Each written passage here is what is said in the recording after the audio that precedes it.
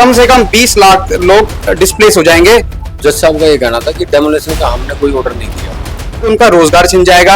बहुत लोग तो ऐसे है कि वो कभी उभर ही नहीं पाएंगे। आज से 50 साल पीछे चले जाएंगे वो लोग। एमसीडी ने पैर पीछे खींच लिया, लेकिन कब तक? रिलीफ तो देना पड़ेगा। लोगों के घरों को नहीं तोड़ना चाहते। हमारा उद्देश्य ये है कि जो पशु जो है वो जहरीला खाना भोजन करते हैं वहाँ पे खत्ते में जाके, उनसे जो उनका जो दूध है वो जहरीला हो जाता है, वो मनुष्य के स्वास्थ्य पे हानिकारक प्रभाव डालता है। तो हम उस बात को लेकर चिंतित हैं। जितनी भी गायें हैं, जितनी भी भैंसियां मवेशी हैं, वो वहाँ पे चरते हुए फोटोज भी ऑन रिकॉर्ड हैं। ठीक है, उससे ये शंका है जज साहब की और भी पिटिशनर की। जो कंटेंशन है वो ये कहते हैं कि ये पॉइजनस दूध सप्लाई हो रहा है और हमारी नेक्स्ट जनरेशन को ये कहीं ना कहीं हार्मफुल है। नमस्कार दिल्ली, जिस तरह से बातें चल रही थी बलसवा डेयरी को लेकर, और आज जो है वो दिन था जब कोर्ट के अंदर बलसवा डेयरी के पास जो भी वकील हैं और जो भी उनका पक्ष था वो कोर्ट के सामने उनका पक्ष रखने का आज दिन था। आज डेट थी कोर्ट के अंदर। तो मैं इस वक्त जितेंद्र कुमार सर के साथ मौजूद हूँ जो एडवोकेट है, और ये उस वक्त कोर्ट रूम के अंदर मौजूद थे। जिस तरह की बातें रखी गई कोर्ट की तरफ से, क्या हुआ है, इन सभी बातों को लेकर हम सर से बात करते हैं। और कोर्ट के अंदर जो किस तरह की बातें हुई और कोर्ट ने क्या ऐसी बातें कही कि जो लोगों को राहत देने वाली है या नहीं है, वो सारी चीजें मैं आपको अभी सर के माध्यम से बताना चाहूंगा। सर पहले तो बहुत बहुत स्वागत है आपका दिल्ली क्राइम मोर्चा पर। धन्यवाद, नमस्कार। अभी सर आप कोर्ट के अंदर मौजूद थे, तो क्या क्या अभी चर्चा बातें निकल कर आ रही है? बातें ये निकल के आई हैं, अभी जो एडवोकेट थे उन्होंने जज साहब को जैसे अपनी बातें सामने रखी कि ऐसे बात है, इतनी पब्लिक है, आप इनको डेमोलेट कर रहे हो तो हमें स्टे दिया जाए। तो जज साहब का ये कहना था कि डेमोलेशन का हमने कोई ऑर्डर नहीं दिया। हमने तो सिर्फ ये कहा है कि जो आने वाली जनरेशन है उसकी हेल्थ को देखते हुए जो आपके मिल्क में पॉइजन मिला, हम तो उसके अगेंस्ट ये सारी बातें कर रहे हैं और उसके ऑर्डर पे हमने वहां से भैंसों की डेयरी हटाने की बात की गई। डेमोलेशन का हमारा कोई भी वो नहीं है। डेमोलेशन जो भी है वो एमसीडी का काम है। एमसीडी क्या करेगी क्या नहीं करेगी उसमें हमारा कोई भी वो नहीं है रोल। अभी जो आप लोग जिस तरह से लोगों के साथ जुड़े हुए, क्या ये बात सामने आ रही है कि आप लोग कोई पीआईएल डालेंगे और अपनी जनहित याचिका डालेंगे कि भाई हम लोगों को स्टे दिया जाए? इस तरह की बात निकल कर आई है कि अभी समाज से? हाँ बिल्कुल आई है। उसके लिए सुप्रीम कोर्ट जाना पड़े, सुप्रीम कोर्ट जाएंगे, एमसीडी ट्रिब्यूनल में जाना पड़ेगा, वहाँ जाएंगे। अभी तक कोर्ट में सिर्फ यही बातें, और टाइम कितने दिन का दिया गया, ये चीजें जो बोल रहे थे आप? ये जो 3 डेयरी हैं इसमें से मदनपुर खादर को तो 4 वीक दिए गए और बलसवा डेयरी को 5 डेज। किस चीज के लिए दिए गए हैं? नोटिस सबमिट करने को। किस प्रकार का नोटिस?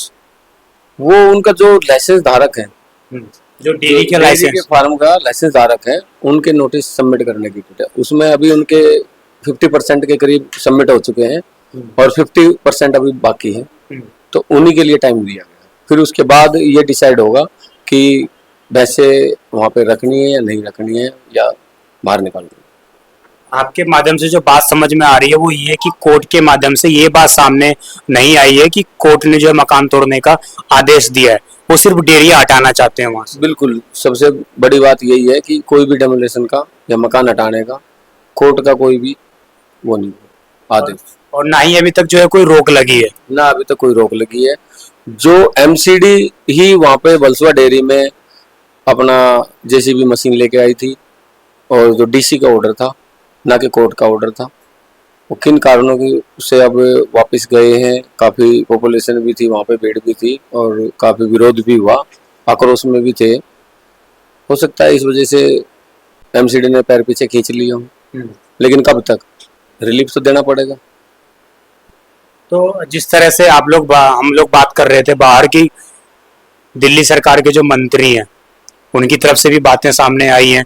उन्होंने भी ये कहकर बातें टाल दी हैं कि अब जो है जी कोर्ट में मामला चल रहा है, लेकिन कोर्ट ये कह रहा है कि भाई हम तो सिर्फ डेयरी के लिए केस कर रहे हैं यहाँ पर, और किसी तरह का मकान को हटाने का, गिराने का इस तरह का आदेश नहीं है। आप लोग मंत्री जी से मिले होंगे, तो क्या अपडेट दिया उन्होंने? मंत्री जी से मिले थे, मंत्री जी ने यही कहा था कि ये सब भाई कोर्ट का वो है, आप अपना कोर्ट में अपेयर होके कोई भी एडवोकेट अपनी पीआईएल दायर करें। इसमें एमसीडी का कोई वो नहीं है, ना ही कोई दिल्ली सरकार का। तो अभी आपके बात से एक बात तो साफ हो रही है कि अभी जो है स्टे नहीं मिला है लोगों को कोर्ट की तरफ से मकान गिराने या ना गिराने का, इस तरह का। हाँ, स्टे का अभी कोई वो नहीं है, सिर्फ टाइम मिला है 5 दिन का। उसके बाद जो भी आगे हाई कोर्ट करती है वो उसके बाद वो 5 दिन के बाद 23 तारीख को पता था। हमारे साथ कुछ और भी साथी मौजूद हैं जो उस वक्त कोर्ट रूम के अंदर मौजूद थे, और जिस तरह से जो सर हमारी तरफ भलसवा डेयरी वालों की तरफ से, गाजीपुर डेयरी वालों की तरफ से जो एडवोकेट थे, उन्होंने क्या बातें रखी कोर्ट के सामने। आज बहुत सारे जो पिटिशनर थे उन्होंने अपनी याचिका लगाई थी कि हमारे घरों को ना तोड़ा जाए। इस बारे में कोर्ट ने ये बात क्लियर की कि जो हम लोगों के घरों को नहीं तोड़ना चाहते, हमारा उद्देश्य ये है कि जो पशु जो है वो जहरीला खाना भोजन करते हैं वहाँ पे खत्ते में जाके, उनसे जो उनका जो दूध है वो जहरीला हो जाता है, वो मनुष्य के स्वास्थ्य पे हानिकारक प्रभाव डालता है। तो हम उस बात को लेकर चिंतित हैं, हम मकानों को नहीं तोड़ना चाहते। तो फिर जो याचिकाकर्ता के वकीलों ने ये भी कहा कि जी हमारे मकानों को तोड़ने से रोका जाए, स्टे दिया जाए। तो न्यायालय ने कहा कि देखो हम उनको एज पर लॉ काम करने से नहीं रोक सकते, उन्होंने जो कर रहे हैं वो एज पर लॉ कर रहे हैं, सैंक्शन प्लान नहीं है या और भी बाकी चीजें हैं। तो कोर्ट ने सलाह दी कि आप जो है एमसीडी के ट्रिब्यूनल में जाइए और वहां पे अपनी बात रखिए और वहां से आपको रिलीफ मिल सकती है, या फिर गवर्नमेंट कोई ऐसी पॉलिसी बनाए जिसमें हमारे को जो भी एलिगेशन लगा रहे हैं कि जी कॉमर्शियल कर लिया है या रेजिडेंशियल यूज कर रहे हैं, तो कन्वर्जन चार्ज दिखे हमारे को, ओनरशिप राइट दे दिया जाए। वैसे भी तो गवर्नमेंट बहुत सारी अनऑथराइज कॉलोनीज में जो गवर्नमेंट लैंड पे बसी हुई है उनको ओनरशिप राइट दे रहे हैं। तो हम तो बहुत पहले से बसे हुए हैं, हमारा भी राइट है, हमारा भी संवैधानिक अधिकार है और समानता का अधिकार है, हमें भी वो अधिकार मिलना चाहिए। तो अभी तक यही है। और दूसरी बात जो स्टे की बात है, वो जो भलसवा डेयरी की जो बात है, कोर्ट ने जो क्लियर कहा था कि हमने एफिडेविट उन लोगों से मांगे हैं जिन लोगों के पास वैलिड डेयरी चलाने का लाइसेंस है। जिनके पास लाइसेंस नहीं है उनके एफिडेविट की जरूरत नहीं है हमें।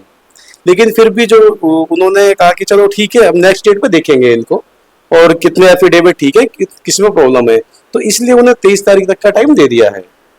तो आगे की जो सरकार से हम यही रिक्वेस्ट करते हैं और विनती है कि हमारे लिए ऐसी पॉलिसी लाई जाए ताकि हम लोगों के घर जो है टूटने से बच जाएं।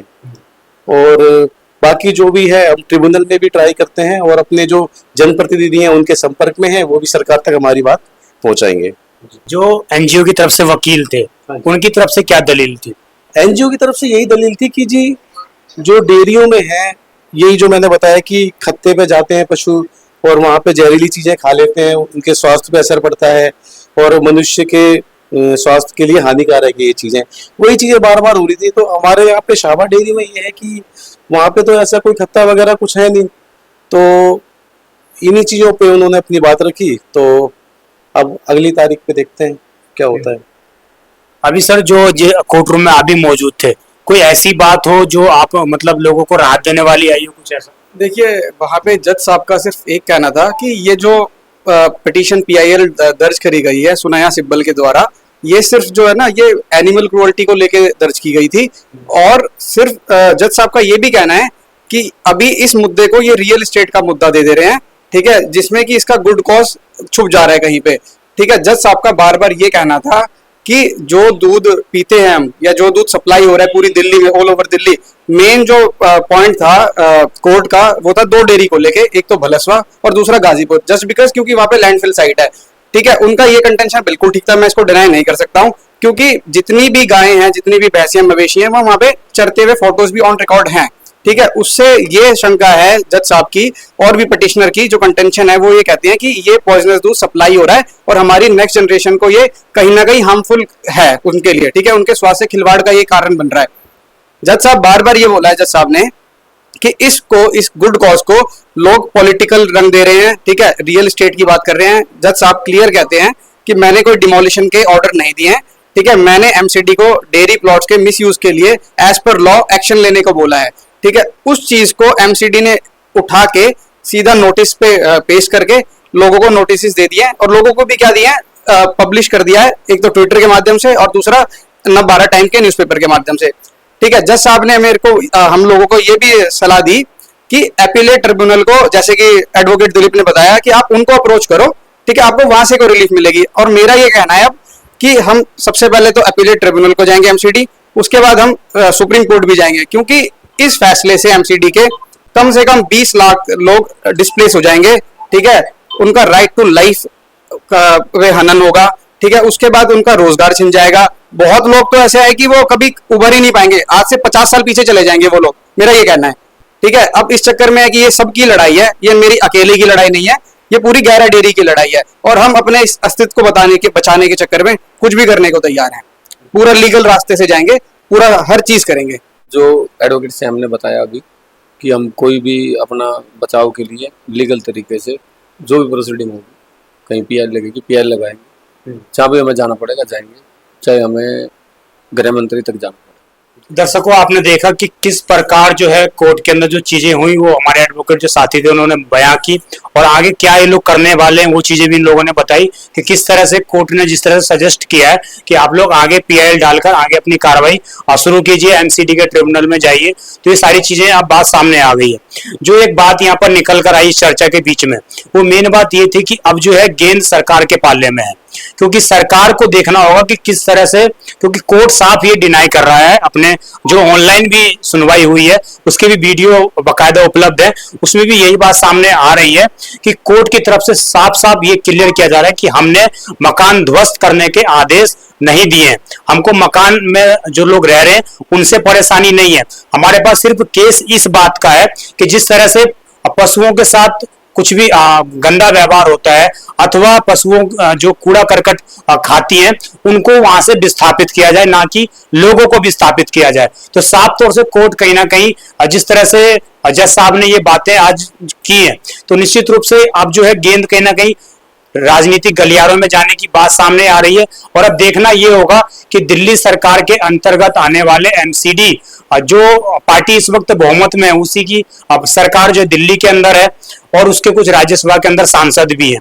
अब देखना यह होगा कि दिल्ली सरकार किस प्रकार, जो गोपाल राय जी ने पब्लिकली ये चीज बोल चुके हैं कि हमारे पास पॉलिसी है इन 11 डेयरियों को लेकर या अनाधिकृत कॉलोनियों को लेकर उनको परमानेंट करने की, उस पॉलिसी पर क्या काम होता है और किस तरह की बातें अब आगे निकल कर आती है, लोगों को क्या राहत मिल पाती है, जो डेयरी के लोग यहाँ पर रह रहे हैं उनको क्या चीजें सुविधा सरकार की तरफ से मिल पा रही है कि नहीं मिल पा रही। जिस तरह से आम आदमी पार्टी के एमएलए हो गए, निगम पार्षद हो गए या भाजपा की तरफ से जो सांसद हो गए, ये सारी चीजें जो है अब उनके पाले में आ चुकी है। वो किस तरह से एमसीडी के कमिश्नर को आदेश देने से रोक पाते हैं या नहीं रोक पाते हैं, या एमसीडी अपने मनमर्जी के हिसाब से लोगों को कहीं ना कहीं एक तरह से भ्रमित कर रही है और उनको चेतावनी दे रही है कि आप लोग अपने मकान खाली कर दीजिए और मकान खाली करिए।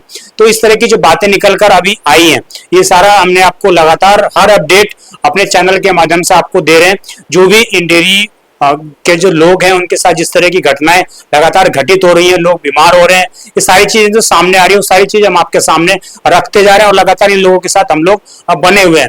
तो आप लोग इसी तरह की खबरें देखने के लिए, और अगर आपके आसपास भी कोई इस तरह की घटना घटित हो रही है तो आप नीचे दिए गए नंबर पर संपर्क अवश्य करें हमसे और देखते रहिए दिल्ली क्राइम मोर्चा।